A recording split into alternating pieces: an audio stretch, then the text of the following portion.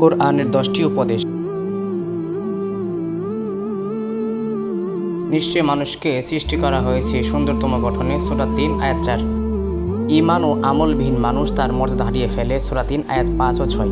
আখিরাতের বিচার হবে ত্রুটিহীন, কারণ আল্লাহ সর্বশ্রেষ্ঠ বিচারক। সূরা 3 আয়াত 7। আল্লাহর অবাধ্য ও সীমা লঙ্ঘনকারীদের আনুগত্য করো না। সূরা আলাক। আল্লাহর নামে জ্ঞান অর্জন করো। সূরা আলাক আয়াত 1।